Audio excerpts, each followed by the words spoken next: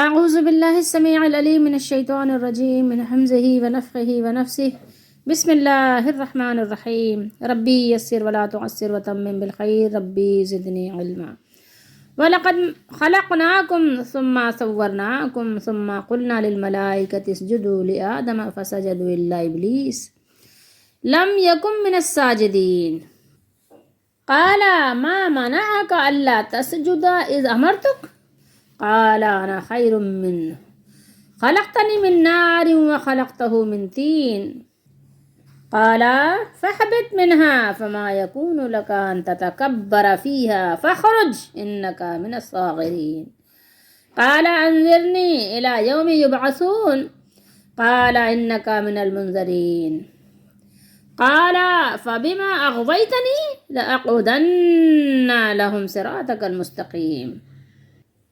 یہ 6 آیات مبارکہ ہیں 11 سے 16 سورہ اعراف 8واں سپارہ۔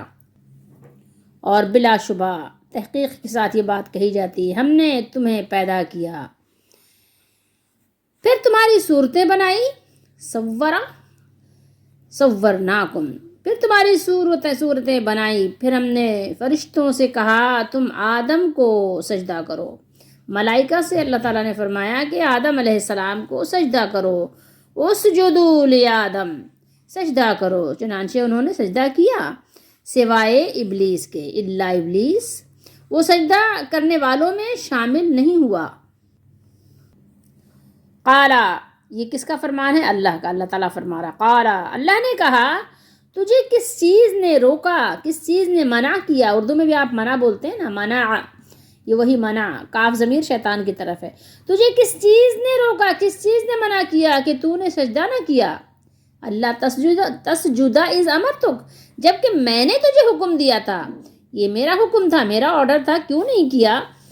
وہ بولا میں اس سے بہتر ہوں، نعوذ باللہ۔ اور شیطان نے کیا کہا؟ میں بہتر ہوں، کس سے؟ آدم علیہ السلام سے۔ ہو ضمیر کدھر ہے؟ اس کی طرف ہے جس کے سجدے کے لیے کہا جا رہا ہے۔ اس سے بہتر ہوں، مجھے آپ نے، تو نے تو آپ نے نا، خلقتا، تا آپ نے آگ سے پیدا کیا، من نار، نار کہتے ہیں آگ کو، آگ سے پیدا کیا، اور اس کو، اسے، یعنی جس کو سجدہ کرنے کی بات ہو رہی کہ جس کو میں سجدہ کروں، اسے آپ نے مٹی سے پیدا کیا، اسے تو نے مٹی سے پیدا کیا، وَخَلَقْتَهُ، اس کو، من طین، طین کہتے ہیں مٹی کو۔ اچھا، ہمارے یہاں ایک رواج ہے، ہماری یعنی جو زبان ہے اس میں ہم مٹی بولتے ہیں، صحیح لفظ ویسے مٹی ہے، اور مٹی ایک ظاہر رواج ہے، ٹھیک ہے، جو ہمارا رسم الخط ہے وہ مٹی ہے، لیکن یہ ہے کہ صحیح صیغہ جو ہے وہ مٹی ہے، اور ہندی میں ماٹی بولتے ہیں، ماٹی۔ اللہ نے کہا پھر تو ٹھیک ہے، اس سے اتر جا۔ قالا، اللہ نے فرمایا، فَاهْبِطْ مِنْهَا، یعنی اس جگہ سے تم کیا ہو جاؤ، دور ہو جاؤ، چلو جاؤ یہاں سے، نکلو۔ اللہ نے کہا پھر، یعنی تو سے مراد یہاں تم اس سے اتر جاؤ، یہاں سے یعنی آسمان سے، جہاں سے بھی بات ہو رہی ہے بریکٹ میں لکھا ہوا ہے آسمان، کیونکہ تیرے لائق یہ نہیں تھا کہ تو اس میں تکبر کرتا، یعنی اس جگہ، اس مقام پر، ٹھیک ہے، تکبر کرنا تمہارا حق نہیں تھا، لہٰذا تم نکل جاؤ یہاں سے، دفع ہو جاؤ، فخرج، چلو، اس کو راستہ دکھایا گیا نا ایگزٹ کا، چلو یہاں سے نکلو، بے شک تو ذلیلوں میں سے ہے، صاغر ہے، تو بہت چھوٹا سا ہے، حقیر ہے۔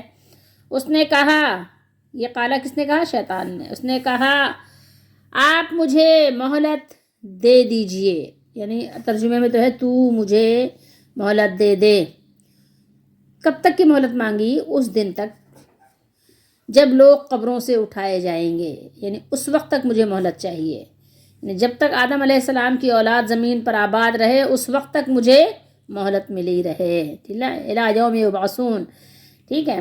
اللہ نے کہا، اللہ نے فرمایا، قالا انک من المنظرین، بے شک تو مہلت دیے گئے لوگوں میں سے ہے۔ شیطان کی بھی کیا ہے، عرضی قبول کی گئی، دیکھیں وہ دربار ایسا دربار ہے۔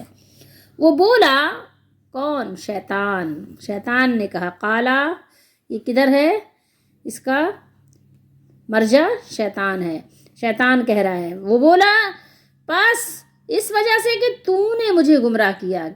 جب انسان بدتمیز ہو جاتا ہے نا تو پھر کیا ہوتا ہے؟ پھر باغی بھی ہو جاتا ہے. ٹھیک ہے، پھر وہ اور مزید آگے بڑھ کے کیا، حیا بھی اس کی نکل جاتی ہے. وہ اپنے بڑوں سے بھی بدتمیزی کرنے میں اعراض نہیں کرتا. بس اس وجہ سے کہ تو نے مجھے گمراہ کیا ہے. شیطان کی بات ہے. اغویتنی، وہ غوا آپ پڑھتے ہیں نا، بغا، طغیان، یہ اسی سے ہے. ٹھیک ہے، اس میں الفاظ زیادہ ہیں تو آپ کو ایسا لگ رہا ہے کہ شاید کوئی اور صیغہ ہے. نہیں، آپ نے مجھے گمراہ کر دیا. لأقعدن، ہاں یہ دیکھیے لام پہلے آیا ہے، یہ تاکید کے لیے ہے. پھر نون مشدد ثقیلہ بھی ہے، تاکید برائے تاکید ہے. ٹھیک ہے، شیطان کیا کہہ رہا ہے؟ قسم کھا کر کہہ رہا ہے. یہاں تو نہیں ہے وہ پوری بات، ابھی آگے بھی پڑھیں گے ہم. تو نے مجھے گمراہ کیا تو میں ان لوگوں کو گمراہ کرنے کے لیے تیرے سیدھے راستے پر ضرور بیٹھوں گا. یہاں پر لام کی وجہ سے ضرور ترجمہ ہے، لیکن ترجمہ اس کا ہوگا ضرور بالضرور بیٹھوں گا. کہاں بیٹھوں گا؟ لہم، ان کے لیے بیٹھوں گا، صراطا کا. ٹھیک ہے، سیدھا جو راستہ ہے، بالکل جو سیدھا راستہ ہے نا، جو راستہ جنت کی طرف جاتا ہے، جو اللہ کی رضا کی طرف، اس کی اللہ تعالیٰ کی بتائے ہوئے طریقے کی طرف جاتا ہے، جو رسول اللہ کی سنت کی طرف جاتا ہے، اسی راستے پہ شیطان بیٹھے گا، ضرور بیٹھے گا، جو صراط مستقیم ہے. ٹھیک ہے، راستہ سیدھا، تو ضرور بیٹھے گا شیطان. اس نے اللہ تعالیٰ سے یہ بات کہی ہے، اور باقاعدہ اس نے قسم کھا کر کہی ہے. یہاں قسم کا تذکرہ نہیں ہے، لیکن آگے قرآن میں آپ پڑھیں گے، قسم کھا کر اس نے یہ بات وعدہ کیا ہے اللہ تعالیٰ سے کہ میں ضرور بیٹھوں گا. مہلت مانگ لی ہے اور اس کو مہلت مل بھی گئی ہے، اور ہمیں اور آپ کو خبردار بھی کر دیا گیا ہے. اب مرضی ہے ہر ایک کی اپنی. کائنات میں جو کچھ بھی ہے سب کس کی تخلیق ہے؟ اللہ کی تخلیق ہے. سبھی کچھ اللہ نے پیدا کیا ہے، کسی اور کی کوئی تخلیق نہیں ہے. اللہ تعالیٰ نے قرآن مجید میں چیلنج بھی کیا ہے کہ اگر کسی اور کی کوئی تخلیق ہے تو مجھے دکھاؤ. جو انسان چیزیں بناتا ہے اللہ کی بنائی ہوئی چیزوں میں سے، اس کو تخلیق نہیں کہتے. ٹھیک ہے، اس کو تخلیق سے تعبیر نہیں کرتے. خالقہ کا اصل معنی ہے جس چیز کا وجود نہ ہو اس کا صحیح خاکہ بنانا اور وجود میں لانا. اس کا معنی یعنی خالق کیا ہے؟ صرف اللہ تعالیٰ ہے. اب یہ ہے کہ اللہ کی پیدا کی ہوئی چیزوں میں سے اور اللہ کی دی ہوئی عقل اور دیے ہوئے انسانی اعضاء، اس کے ذریعے سے انسان کوئی چیز بنائے، کوئی چیز پیدا کرے. مطلب زمین سے جیسے بیج ڈال کے ہم چیزیں اگاتے ہیں، یا اور بہت ساری، جیسے اللہ نے لوہا پیدا کر دیا، اب اس سے گھر بھی بناتے ہیں، سیمنٹ بجری بنا لیا، اس سے بہت ساری چیزیں اللہ نے پیدا کی، اب اس کو ہم بنا لیتے ہیں. جیسے اللہ نے روئی پیدا کر دی، اور آپ نے اس کے ذریعے سے، کپاس کے ذریعے سے، کاٹن کے ذریعے سے دھاگے بنا لیے، کپڑے بنا لیے. تو اس کو پیدا کرنا نہیں کہیں گے. اللہ کی دی ہوئی عقل اور اس کے دیے ہوئے اعضاء سے آپ نے اللہ کی دی ہوئی چیزوں میں سے آپ نے کوئی چیز اور مزید بنا لی. ٹھیک ہے، اب آپ نے اس سے رضائی بنا لیا، دھاگے سے کپڑا بنایا، کپڑے کے اندر آپ نے خول بنایا، خول بنا کر آپ نے اس میں روئی ڈال دی، رضائی بنا لی دھاگا ڈال کے. ٹھیک ہے، تو یہ چیزیں بنا لینا. لوہا لنگڑا آپ نے اس کے ذریعے سے بڑی بڑی بلڈنگیں بنا لی، جہاز بنا لیے، گاڑیاں بنا لی، یہ فلاں ڈھمکا، یہ فلانا، بہت ساری چیزیں آپ نے بنا لی، لیکن پھر بھی آپ خالق نہیں کہے جا سکتے. تو خالق اصل میں اللہ ہے، پیدا کرنے والا ہے. ٹھیک ہے، کسی چیز سے کوئی خاکہ تیار کرنے کو آپ کہہ سکتے ہیں خلاقہ. ٹھیک ہے، اور جیسے کہ عیسیٰ علیہ السلام تھے، مٹی سے بنا لیا پرندہ اللہ کے حکم سے. ٹھیک ہے، تو یہ ایسے کام ہیں کہ جو اللہ تعالیٰ اپنے بندوں سے کروا بھی لیتے ہیں، لیکن سب کچھ اللہ کی عطا سے، اللہ کے دیے ہوئے سے میں. ٹھیک ہے، یہ بات بھی خیال رہے. اچھا، صورناکم، صورہ یصور، تصویر بنانا. ٹھیک ہے، تو سورہ حشر میں ہم پڑھتے ہیں نا، هو اللہ الخالق الباری المصور. تینوں الفاظ، باری، خالق، باری اور مصور، تینوں الفاظ میں سے اکیلا یعنی ایک ایک لفظ اگر مفرد کوئی بھی لفظ بھی آئے تو پیدا کرنے کے معنی میں ہوتا ہے، اور اگر اکٹھے تینوں ایک جگہ آ جائیں یا دو آ جائیں تو کچھ فرق ہے. ٹھیک ہے، اب یہاں پر ہے نا، یعنی ہم نے تمہارا خاکہ بنایا پھر تمہیں صورت بخشی. ٹھیک ہے، اور باری کا ایک معنی ہے دوبارہ پیدا کرنے کے بھی. قلنا للملائکۃ اسجدوا، جیسے کہ سورہ بقرہ میں ہم نے پڑھا تھا، وَإِذْ قُلْنَا لِلْمَلَائِكَةِ اسْجُدُوا لِآدَمَ فَسَجَدُوا إِلَّا إِبْلِيسَ. تو یہاں آدم علیہ السلام کی فضیلت بھی ظاہر کی گئی ہے، اور فرشتوں کو ان کے سامنے سجدہ کرنے کا حکم دیا. یہ صرف آداب بجا لانا یا تابع ہونا کیا تھا بتائیے؟ یہ یہاں پہ دونوں باتیں نہیں تھیں، بلکہ یہاں یہ بات تھی کہ زمین پر پیشانی رکھنا تھا، کیونکہ سجدے کا حقیقی معنی یہی ہے۔ یہ عبادت کا سجدہ نہیں تھا، کیونکہ غیر اللہ کی عبادت تو شرک ہے، ٹھیک ہے، عبادت تو ہو ہی نہیں سکتی تھی، اور اللہ تعالیٰ نے ایسی کوئی چیز نہیں رکھی جو اللہ تعالیٰ نے پہلے جو چیز شرک نہ ہو اور بعد میں وہ شرک ہو جائے۔ شرک ہمیشہ شرک رہا ہے، ٹھیک ہے، یاد رکھیے گا، جس کی اجازت کسی بھی امت میں نہیں تھی۔ پھر اللہ تعالیٰ نے فرشتوں کو حکم کیسے دیا کہ آپ جو ہے نا شرک کریں؟ نعوذ باللہ، ایسا تو نہیں ہو سکتا تھا، سوال ہی پیدا نہیں ہوتا۔ تو یہ سجدہ مفسرین نے بیان کیا، بتایا کہ یہ تعظیم کا سجدہ تھا جو پہلی امتوں میں جائز تھا، جیسے کہ یوسف علیہ السلام نے بھی سجدہ کیا تھا اپنے والدین کو، یا یوسف علیہ السلام کے بھائیوں نے سجدہ کیا تھا یوسف علیہ السلام کو، اس طرح کی چیزیں جو ہمیں ملتی ہیں، ٹھیک ہے۔ اس امت میں نبی کریم صلی اللہ علیہ وسلم نے یہ تعظیم کے طور پر کسی کے لیے کھڑا ہونا، جھکنا، سجدہ کرنا، کچھ بھی اللہ کے نبی صلی اللہ علیہ وسلم نے حرام قرار دے دیا، کیونکہ اللہ کے نبی صلی اللہ علیہ وآلہ وسلم نے اپنے لیے بھی کبھی اس کو جائز نہیں رکھا۔ جب اللہ کے نبی کے لیے جائز نہیں تھا تو پھر کسی کے لیے بھی جائز نہیں ہے۔ پہلے امتوں میں کچھ چیزیں ایسی تھیں جو جائز تھیں، جیسے بہن بھائیوں کا نکاح بھی تھا، تو ظاہر ہے جب آدم علیہ السلام کی ہی صرف اولادیں تھیں اور تو دوسرا کوئی نہیں تھا جس کی اولاد ہوتی، تو وہاں پر بہن بھائیوں کا نکاح بھی جائز تھا۔ اس طرح سے آپ اس کو سمجھ لیجئے۔ اس مقام پر اللہ تعالیٰ اولاد آدم کی، ان کے بابا حضرت آدم علیہ السلام کے شرف کی طرف توجہ دلا رہے ہیں، اور ان کے دشمن ابلیس کی عداوت اور حسد کو بیان فرما رہے ہیں، جو اس کو آدم اور آدم علیہ السلام سے دشمنی ہے، جو شیطان کو ہے، تاکہ ہم شیطان سے بچ جائیں، تاکہ یہ اس سے بچیں اور اس کے رستوں پر نہ چلیں۔ وَلَقَدْ خَلَقْنَاكُمْ ثُمَّ صَوَّرْنَاكُمْ، اور بلا شبہ ہم ہی نے تم کو ابتدا میں مٹی سے پیدا کیا، پھر تمہاری شکل و صورت بنائی، پھر فرشتوں کو حکم دیا کہ تم آدم کو سجدہ کرو، تو انہوں نے سجدہ کیا۔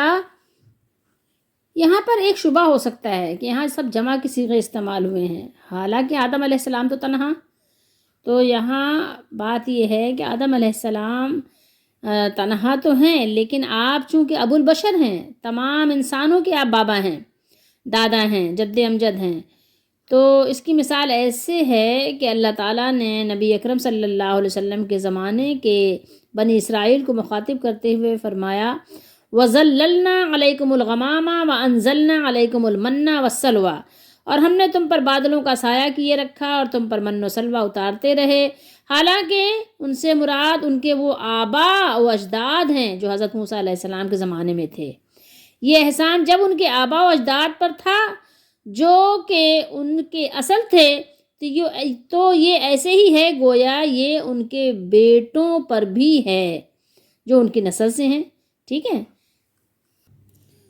قَالَ مَا مَنَعَكَ أَلَّا تَسْجُدَ إِذْ أَمَرْتُكَ، یہاں پر آپ دیکھیے اللہ کس لیے ہے، اللہ زور اور تاکید کے لیے ہے۔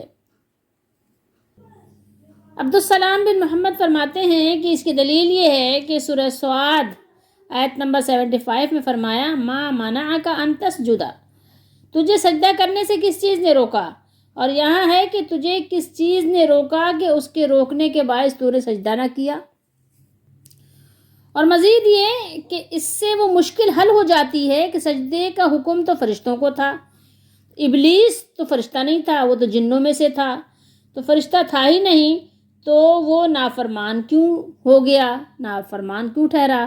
تو اس کے عجیب و غریب جواب دیے گئے ہیں۔ اس آیت سے صاف معلوم ہوا کہ فرشتوں کے علاوہ ابلیس کو بطور خاص مخاطب کر کے حکم دیا گیا تھا سجدے کا۔ فرشتے تو تھے ہی اس حکم میں، لیکن ابلیس بھی اس سجدے کا جو حکم تھا اس کا مخاطب ابلیس بھی تھا، کہ اللہ نے کیا فرمایا، جبکہ میں نے تجھے حکم دیا تھا، اس امرتک، کاف ضمیر کدھر ہے، شیطان کی طرف ہے، میں نے تجھے حکم دیا تھا تو میرے حکم سے انکاری کیوں ہوا؟ کون سی ایسی چیز تھی جو تمہارے لیے رکاوٹ بن گئی؟ بتاؤ مجھے۔ یہ ایسا مقام اور موقع ہوتا ہے جہاں بڑے بڑے آ کے نہ پھنس جاتے ہیں، یہاں غور کیجئے، ایک انسان کی انا، ایگو، وہ بہت انسان کو پریشان کرتی ہے۔ شیطان آ گیا اپنی اصلیت پہ، ابلیس کیا کہا اس نے؟ خلقتنی من نار وخلقتہ من طین، اور یہاں کیا فرمایا؟ انا خیر منہ، انا خیر منہ، میں تو بہتر ہوں اس سے۔ آپ دیکھ رہے ہیں، اور بہتری کی وجہ کیا بتائی؟ کہ آگ مٹی سے افضل ہے، اور افضل اپنے سے کم درجے کو سجدہ کیسے کر سکتا ہے؟ اس نے یہ نہیں دیکھا کہ حکم کون دے رہا ہے، حکم دینے والی ذات کون ہے، سامنے کون ہے، مالک ہے ہمارا، ٹھیک ہے؟ اور اپنی قیاس آرائیاں شروع کر دی۔ سب سے پہلا قیاس کرنے والا کون ہے؟ شیطان، ابلیس۔ سب سے پہلے ابلیس نے قیاس کیا، قیاس کا دروازہ ابلیس نے کھولا ہے، ٹھیک ہے؟ تو اس نے اللہ تعالیٰ کے واضح حکم کی موجودگی میں، آج بھی ایسے بہت سے لوگ ہیں کہ اللہ کا حکم موجود ہے قرآن و حدیث میں، لیکن وہ قیاس کے پیچھے بھاگ رہے ہیں۔ اللہ تعالیٰ کے واضح حکم کی موجودگی میں اپنی عقلی قیاس سے کام لیا ابلیس نے۔ نتیجہ یہ ہوا کہ وہ دھتکارا گیا اور اس پر اللہ تعالیٰ کا غضب نازل ہوا۔ اہل علم فرماتے ہیں کہ پہلا شخص جس نے واضح حکم کی موجودگی میں قیاس کیا ابلیس تھا، اور ابن سیرین نے فرمایا کہ شرک کی بنیاد بھی قیاس ہی تھا۔ اب بھی آیات و احادیث کے مقابلے میں جو شخص اسی طرح عقلی قیاس سے کام لے گا، اس کا یہ کام شیطانی ہے، اس کا بھی وہی انجام ہوگا جو ابلیس کا ہوا۔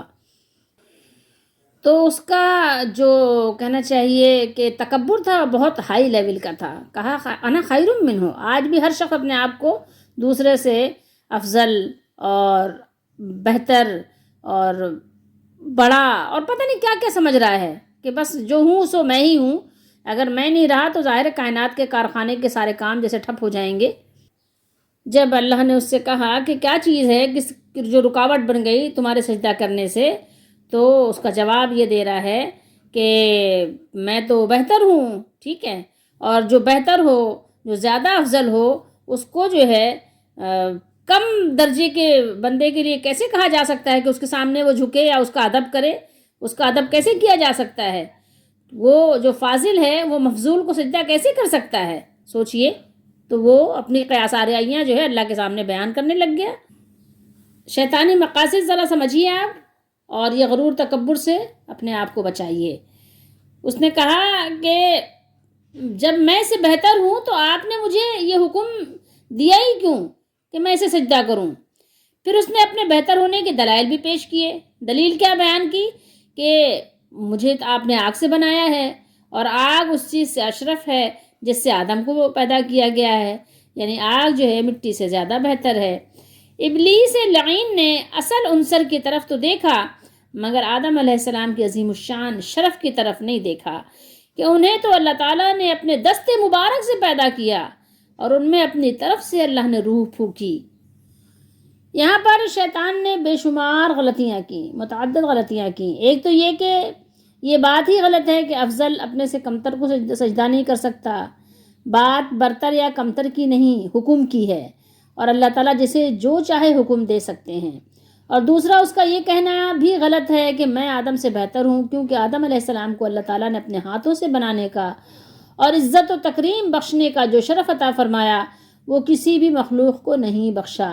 اس لیے فرمایا ما منعک ان تسجد لما خلقت بیدی، سورہ صاد میں، تجھے کس چیز نے روکا کہ تو اس کے لیے سجدہ کرے جس کو میں نے اپنے دونوں ہاتھوں سے بنایا؟ کیا فرمایا اللہ تعالیٰ نے؟ بیدی، اپنے دونوں ہاتھوں سے بنایا۔ اور تیسری یہ بات بھی غلط ہے کہ آگ مٹی سے بہتر ہے، کیونکہ آگ میں تیزی، جلانا اور بھڑکنا ہے۔ آگ اگر لگ جائے تو آگ ہر چیز کو جلا کر بھسم کر دیتی ہے، ہر چیز کو جلا کر اڑا دیتی ہے، راکھ بنا دیتی ہے، اور آگ میں جلد بازی ہے۔ جبکہ اسی جگہ پر مٹی کا کیا کام ہے؟ مٹی ٹھنڈی ہے، تواضع ہے، ٹھیک ہے؟ اس کے اندر ٹھکانہ بننے کا یعنی مقام ہے۔ آپ اپنا گھر بناتے ہیں اور اپنے مردے دفناتے ہیں، طرح طرح کے نباتات اگاتے ہیں، ٹھیک ہے؟ تو مٹی کا کام یہ ہے کہ مٹی عاجزی بھی اختیار کرتی ہے، ٹھنڈا بھی کر دیتی ہے، ٹھکانہ بننے کا جگہ دیتی ہے، اگانے اور بڑھانے کی خوبی اس کے اندر موجود ہے۔ مٹی کے اندر ایک دانہ ڈالیں تو پتہ نہیں کتنے دانے نکل آتے ہیں، ایک بیج ڈالے پتہ نہیں کتنے پودے نکل آتے ہیں. تو مٹی کے اندر بے شمار خوبی اور خوبیاں موجود ہیں. تو اب بھی جو لوگ قرآن و سنت کے مقابلے میں قیاس کرتے ہیں، اس پر تھوڑا سا غور کریں تو ان کا فاسد و باطل ہونا آسانی سے سمجھ میں آ جائے گا. قَالَ فَاهْبِطْ مِنْهَا فَمَا يَكُونُ لَكَ أَن تَتَكَبَّرَ. تکبرا، یہ تا جو ہے اس کو نکال دیجئے، ایک تا کو دوسری تا لے لیجئے. تکبرا کیا بنے گا؟ تکبر. اردو میں بولتے ہیں تکبر. مسلم شریف کی حدیث شریف ہے، رسول اللہ صلی اللہ علیہ وآلہ وسلم نے ارشاد فرمایا، اللہ تعالیٰ فرماتا ہے کہ کبریائی، بڑائی میری ردا، میری ردا، ردا کسے کہتے ہیں؟ اوپر کی چادر، اور عزت میری ازار، نیچے کی چادر. ازار کہتے ہیں نیچے کی چادر کو، نہیں تہبند کو ازار کہتے ہیں، اور ردا جو ہے جو اوپر آپ اوڑھتے ہیں شال نما چادر کو. جو ان میں سے ایک بھی مجھ سے چھیننے کی کوشش کرے گا میں اسے آگ میں پھینکوں گا. مسلم شریف کی حدیث شریف ہے.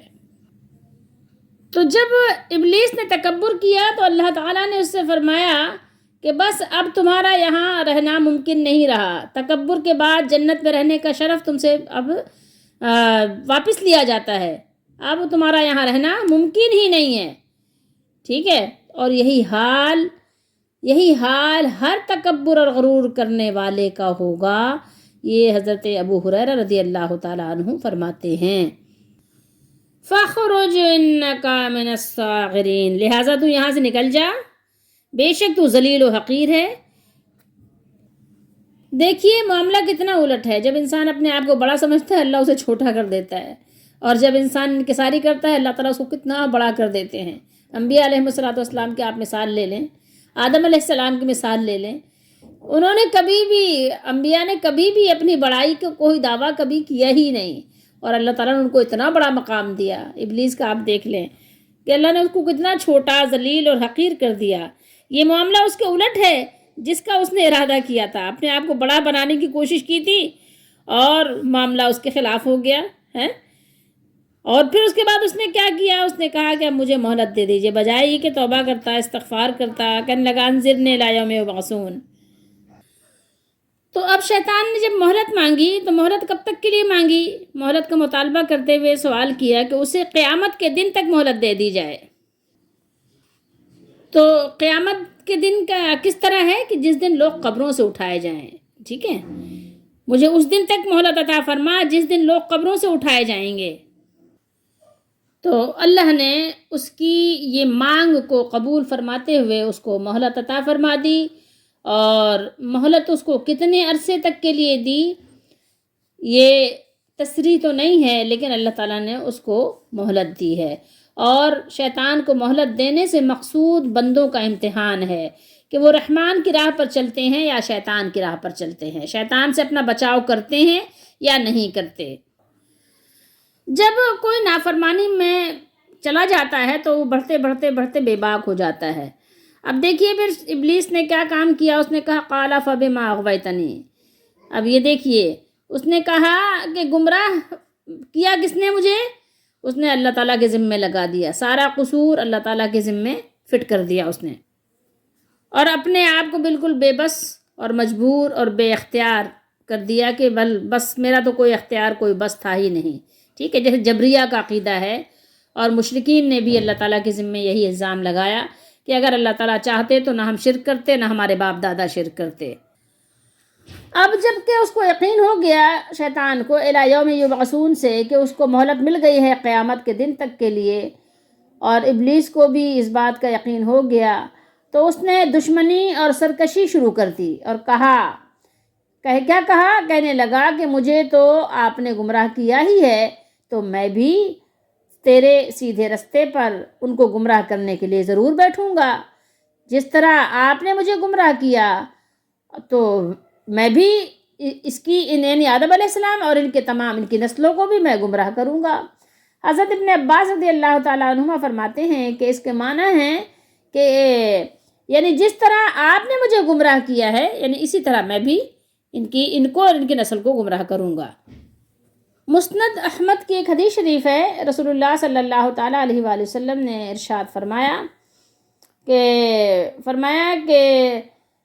بلا شبہ شیطان ابن آدم کے لیے اللہ کے رستوں پر بیٹھ گیا، وہ اسلام کے رستے پر بیٹھ جاتا ہے اور ابن آدم سے کہتا ہے کہ کیا تو اسلام کو قبول کر کے اپنے اور اپنے آبا و اجداد کے دین اور اپنے یعنی آبا اور اجداد کے دین کو چھوڑ رہا ہے؟ تو مگر ابن آدم کیا کرتا ہے؟ شیطان کی بات کو یعنی ترک کر دیتا ہے، شیطان کی نافرمانی کرتا ہے اور اسلام کو قبول کر لیتا ہے، اسلام کو اختیار کر لیتا ہے۔ پھر اسی طرح شیطان ہجرت کے راستے پر بیٹھ جاتا ہے اور مسلمانوں سے کہتا ہے کہ کیا تم ہجرت کر کے اپنی زمین اور اپنے جو آبا و اجداد کے زمین ہے اس کو چھوڑ رہے ہو؟ تو مہاجر کی مثال تو اس گھوڑے کی سی ہے جس کی رسی کو دراز کر دیا گیا ہو، مگر مومن شیطان کی نافرمانی کر کے ہجرت کر لیتا ہے۔ پھر وہ مومن کے لیے جہاد کے راستے پہ بیٹھ جاتا ہے اور اس سے کہتا ہے کہ کیا تو بس نفس اور مال کی مشقت ہے اور تم یہ کام کرو گے تو مارے جاؤ گے، تمہاری بیوی سے کوئی اور نکاح کر لے گا، تمہارا مال تقسیم کر لیا جائے گا، مگر مرد مومن شیطان کی نافرمانی کرتے ہوئے جہاد کرتا ہے۔ رسول اللہ صلی اللہ علیہ وسلم نے فرمایا ہے کہ جو مسلمان یہ کام کرتے ہوئے فوت ہو جائے تو اللہ تعالیٰ پر یہ حق ہے کہ وہ اسے جنت میں داخل کرے، یا اگر شہید ہو جائے تو اللہ تعالیٰ پر یہ حق ہے کہ اسے جنت میں داخل کرے، اگر غرق ہو جائے تو اللہ تعالیٰ پر یہ حق ہے کہ اسے جنت میں داخل کرے، اگر اس کی سواری کو اس کو گرا دے اور وہ فوت ہو جائے تو پھر بھی اللہ پر یہ حق ہے کہ اسے جنت میں داخل کرے۔ اب ان آیات مبارکہ میں ہمارے لیے کچھ سبق ہے، اپنے لیے سبق نکالیں، غور کریں اور اپنی زندگی کو اسی ڈھب پہ ڈھالیں۔ دیکھیے اللہ تعالیٰ نے پہلے ان احسانات کا ذکر فرمایا جن سے ہماری زندگی وابستہ تھی، اب ہمیں اپنی تخلیق اور ان نوازشات کی طرف متوجہ کیا جن سے ہمیں اور ہمارے بابا ابو البشر آدم علیہ السلام کو سرفراز فرمایا گیا تھا۔ کیا دیکھیے خوبصورت انداز ہے، فرمایا کہ تمہیں پیدا فرمایا، پھر تمہیں دل فریب خوبصورت صورت بخشی، اور پھر ہم نے فرشتوں کو سجدے کا حکم دیا۔ یہاں پر ہمارے لیے ایک سبق یہ بھی ہے کہ ہم اپنے مالک کا جب حکم سن لیں کہ یہ میرے مالک کا حکم ہے کہ ایسا کام کریں، اور جب پتہ چل جائے کہ یہ حکم ہے کہ نہ کریں، تو ہمیں وہ دونوں کام فوراً بجا لانے چاہیے۔ جس چیز کا حکم ہو وہ مان لیں، اس کو ادا کریں، جیسے نماز ہے، جیسے شرک سے دور رہنا ہے، تو اور جب پتہ چلے کہ یہ نہیں کرنا ہے تو پھر نہیں کرنا ہے، اس میں اپنی عقل اپنا قیاس کو دخل نہیں دینا چاہیے۔ اس بات کا ہمیشہ یاد رکھیں۔ اور ایک سبق ہمارے لیے اس میں یہ بھی ہے کہ کسی چیز کی قدر و قیمت کا اندازہ جب ہم لگائیں تو اس کا اندازہ لگاتے وقت اس کی ظاہری شکل و صورت کو صرف نہ دیکھیں کہ ہماری ساری نظر جو ہے ظاہری شکل و صورت پر ہو، اس کے جو جوہر ہیں، جوہر ذاتی سے بالکل آپ نظر بند کر لیں، ایسا نہیں کریں، کیونکہ دیکھیے ابلیس کو بھی کیا ہوا تھا، یہی دھوکہ ہوا تھا کہ اس نے فقط ظاہری صورت دیکھی، اس نے خاک کی طرف اس کی نظر تھی، مٹی کی طرف نظر تھی، اور آدم علیہ السلام کا جو شرف تھا اس کو سمجھ ہی نہیں آیا کہ آدم علیہ السلام کو اللہ تعالیٰ نے کس طرح پیدا فرمایا۔ تو ان چیزوں کو بھی آپ ہمیشہ پیش نظر رکھا کریں، کیونکہ عقل و شعور و سمجھ بوجھ یہ بہت بڑی نعمت ہے، ٹھیک ہے؟ تو یہ ابلیس کو سمجھ نہیں آئی، تو ایسا نہ ہو کہ ہم ابلیس کے نقش قدم پہ چلتے ہوئے اور ہم سمجھیں کہ جو ہے جناب جو ہم سمجھ رہے ہیں وہی سب کچھ ہے۔ نہیں، ایسا نہیں ہے۔ دل بینا بھی اپنے مالک سے طلب کرو، مانگو، کیونکہ آنکھ کا نور ہی صرف دل کا نور نہیں، یاد رکھیے، ٹھیک ہے؟ ہمارا دل بھی روشن ہونا چاہیے، ہمارا دل بھی سوجھ بوجھ رکھنے والا ہونا چاہیے، ایسا نہ ہو آنکھیں تو دیکھتی ہوں لیکن دل اندھے ہوں۔ ایک چیز یہاں پر اور سمجھنے کی ہے، ہاں صاغر ہے نا، قرآن مجید میں اور بھی مقام پر ہے یہ صیغہ، تو صاغر اس ذلیل و حقیر کو کہتے ہیں جو اپنی ذلت اور پستی پر خوش ہو۔ جیسے آج آپ دیکھ لیں کہ بہت سے لوگ ہیں جیسی بھی زندگی بسر کر رہے ہیں اسی پہ خوش ہیں۔ کچھ لوگ تو ایسے ہیں کہ اپنے بہت ہی ایسے پروفیشن پر خوش ہوتے ہیں جو کہ قابل ذکر بھی نہیں ہوتے، کہتے ہیں ہم خوش ہیں اس پہ۔ بہرحال تو اس سے ہمیں یہ پتہ چلتا ہے کہ ہمیں شیطانی باتوں سے اپنے آپ کو بچانا چاہیے، ٹھیک ہے؟ کیونکہ شیطان جو ہے وہ بلا وجہ پھولتا ہے، ٹھیک ہے؟ اگر آپ کسی بات کی نسبت شیطان کی طرف کر دیں تو اللہ کے نبی صلی اللہ علیہ وسلم نے فرمایا نا کہ وہ پھول جاتا ہے، پھول کر کپا ہو جاتا ہے، اتنا بڑا، اتنا پھول جاتا ہے جیسے کوئی محل، ایسے پھول جاتا ہے۔ تو بہرحال، اور پھر یہ کہ اگر ہمیں کسی چیز سے دنیا میں منع کیا گیا ہے تو ہمیں یہ بھی معلوم ہونا چاہیے کہ اس میں بھی اللہ تعالیٰ کی طرف سے ایک آزمائش اور امتحان مقصود ہے، تکلیف دینا مقصود نہیں ہے۔ اور ایک سبق ہمارے لیے یہ بھی ہے کہ ہم کسی بھی ایسی چیز کی نسبت اللہ کی طرف نہ کریں جو کہ پسندیدہ نہیں ہے، سمجھ رہے ہیں؟ اپنے لیے آپ استغفار کریں، اپنے ہی شامت اعمال کو آپ کہیں کہ ہاں یہ میری ہی وجہ سے کوئی غلط کام مجھ سے سرزد ہوا ہے، اور بے شک اللہ تعالیٰ سبحان ہے، وہ قدوس ہے۔ اللہ تعالیٰ ہم سب کو سمجھنے کی توفیق دیں، اور غور کریں تو اندازہ ہوگا کہ آج بھی اور اس سے پہلے بھی گزرے ہوئے زمانوں میں بھی لوگوں کا حال یہی تھا کہ زیادہ تر وہ شیطان کے نقش قدم پر چلتے تھے۔ آپ سورہ اعراف پڑھیں گے تو آپ کو اس میں شیطان کا بہت ذکر ملے گا، آگے پیچھے بھی ہے، ظاہر ہے شیطان کا بھی اللہ نے بہت ذکر کیا ہے، کیونکہ ہماری اور آپ کی اصلاح مقصود ہے، تنبیہ کرنا مقصود ہے، لیکن آج ہم اسی ڈگر پہ چل پڑے ہیں۔ تو سورہ اعراف کا اگر آپ خلاصہ دیکھیں گے تو ہمیں شیطان کے نقش قدم پہ چلنے سے بچایا گیا ہے، لیکن حالات حاضرہ کچھ اس طرح کا نقشہ پیش کرتے ہیں کہ ہم شیطان کے ہی طریق پہ چل پڑے ہیں، نہ ہمارا کوئی طور ہے، نہ کوئی طریقہ ہے، نہ کوئی تہذیب ہے، بلکہ بس جدھر ملے رستہ ادھر چل پڑتے ہیں۔ ٹھیک ہے، ہم تو چلے جدھر چلے رستہ۔ تو اللہ تعالی ہم سب کو سمجھنے کی توفیق عطا فرمائے۔